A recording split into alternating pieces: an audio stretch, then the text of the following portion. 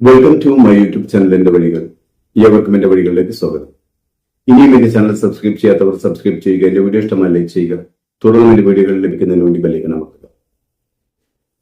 ലോകത്തെ അല്പമെങ്കിലും അലോസരപ്പെടുത്തുന്ന ഒരു വാർത്തയായിരുന്നു കഴിഞ്ഞ ദിവസം CNN റിപ്പോർട്ട് ചെയ്തത്. അത് അമേരിക്കയുടെ അനുവാദമില്ലാതെ, അമേരിക്കയുടെ സമ്മതമില്ലാതെ ഇസ്രായേൽ ഇറാന്റെ ന്യൂക്ലിയർ സംവിധാനങ്ങൾ തകർക്കാൻ രഹസ്യമായി പദ്ധതി തയ്യാറാക്കുന്നു എന്നതായിരുന്നു അത്. എന്നാൽ ഇറാൻ അതിനെതിരെ തുറന്നടിച്ചത് ആണവ കേന്ദ്രങ്ങൾക്ക് നേരെയുള്ള ഏതൊരു ഇസ്രായേൽ ആക്രമണത്തിനും അമേരിക്ക ഉത്തരവാദിയായിരിക്കുമെന്നാണ്.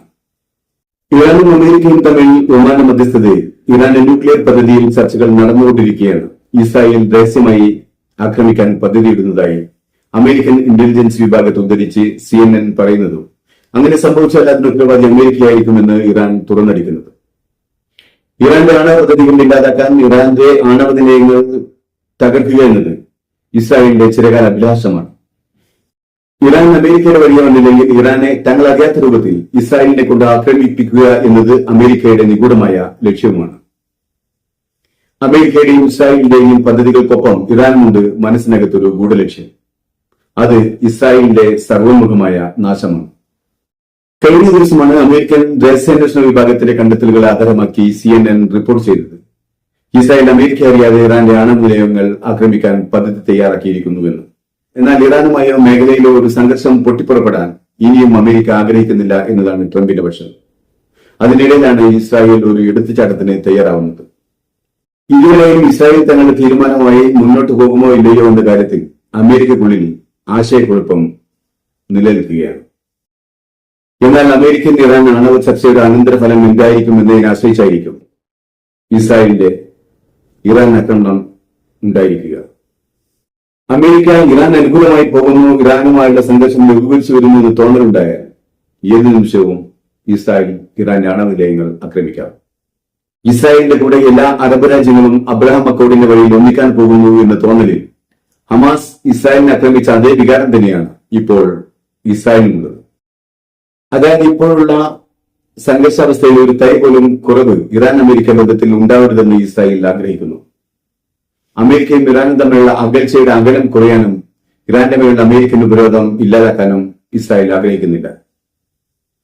മേഖലയിൽ ഇസ്രായേലിന്റെ ഭീഷണിയായി ഇറാൻ വളരാതിരിക്കണമെങ്കിൽ ഇറാൻ എന്നും അമേരിക്കയുടെ ശത്രുപക്ഷത്ത് തന്നെ നിലനിൽക്കണം. അതാണ് ഇസ്രായേലിന്റെ ആവശ്യം.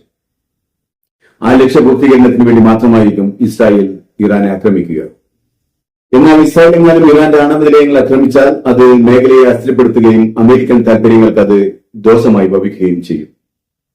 അതേസമയം ഇസ്രായേലിന്റെയും അമേരിക്കയുടെയും ഉള്ളിൽ ഇരിപ്പ് ശരിക്കും മനസ്സിലാക്കി തന്നെയാണ് ഇറാൻ പറഞ്ഞത് ഇറാന് നേരെ നടക്കുന്ന ഏതൊരു ഇസ്രായേൽ ആക്രമണത്തിനും അമേരിക്ക ഉത്തരവാദിയായിരിക്കുമെന്ന്.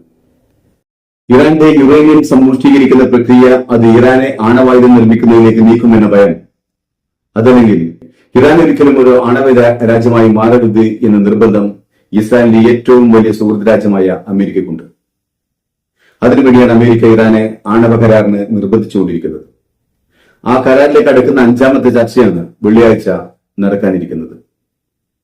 തങ്ങളുടെ ആണവ പദ്ധതി ബോംബ് നിർമ്മാണത്തിനല്ലെന്നും വെറും സിവിലിയൻ ആവശ്യങ്ങൾക്കുള്ളതാണെന്നും ഇറാൻ എന്നും ആവർത്തിക്കുന്നുണ്ടെങ്കിലും അമേരിക്ക അത് ഒരിക്കലും വിശ്വാസത്തിലെടുക്കുന്നില്ല.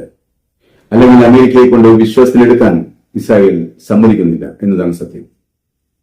ഇസ്രായേലിന് സയനിസ്റ്റ് ഭീകര ഭരണകൂടത്തിന്റെ ഏതൊരു സാഹസികതയ്ക്കെതിരെയും ഇറാൻ ശക്തമായി മുന്നറിയിപ്പ് നൽകുന്നു.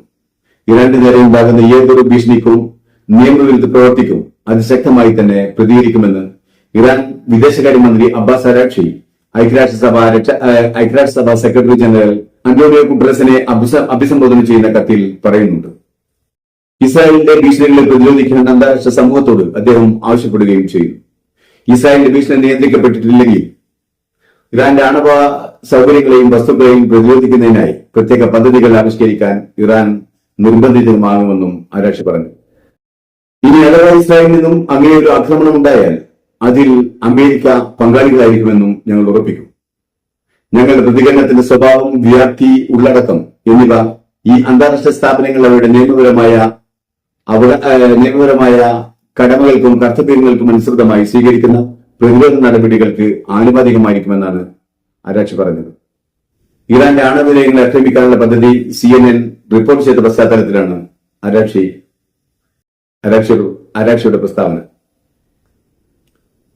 എന്നാൽ അമേരിക്കയും ഇറാനും തമ്മിലുള്ള കരാറിനെ ഇസ്രായേൽ ഒരിക്കലും ഇഷ്ടപ്പെടുന്നില്ല. അതിനാൽ തന്നെ ഇസ്രായേൽ പലവരും ഈ കരാറിനെ എതിർക്കുകയും ചെയ്തിട്ടുണ്ട്.